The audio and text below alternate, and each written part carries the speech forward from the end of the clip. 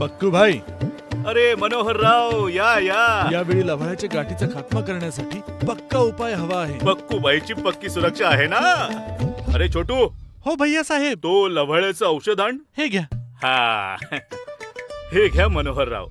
नवीन आहे आणि इतरांपेक्षा स्वस्तही आहे. फक्त वरच जाईल, लव्हाळा परत येईल. अरे मनोहर राव, काय झालं? लव्हाळा गाठींसकट पक्का जाईल ना? पक्कूबाईचे पक्के वचन आहे. तुम्ही बेफिकीर होऊन घेऊन जाल. हे घ्या. हो, लिहितो आहे. मनोहरराव, यावेळी लवाळ्यासाठी काय घेतलं?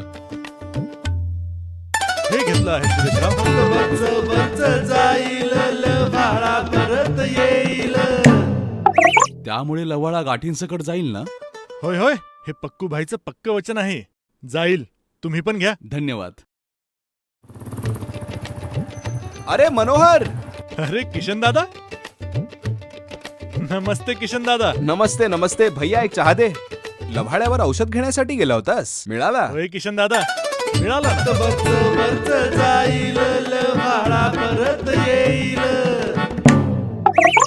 हे काय आहे? हेच तर आहे लव्हाळ्याचे औषध. पक्कू भाईचे पक्के वचन आहे. दादा, चुना लागलाय.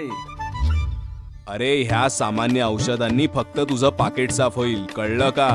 ही सामान्य औषधे लव्हाळ्याला फक्त वरून पिवळे करतात आणि गाठींवर यांचा काहीही परिणाम होत नाही. गाठी जमिनीतच राहतात आणि त्याच गाठी पिकाचे पोषणही शोषून घेतात. त्यामुळे पिकाचे उत्पादन कमी होते. तर यावर उपाय काय आहे? ह्यावर तर फक्त एकच उपाय आहे. धानुकाचे सेम्प्रा.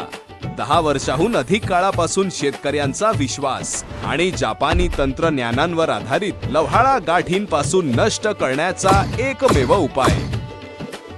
धानुकाचे सेम्प्रा. फक्त वरून नाही, मुळासकट करा साफ. सेम्प्रा आहे लव्हाळा तणावरील एकमेव समाधान.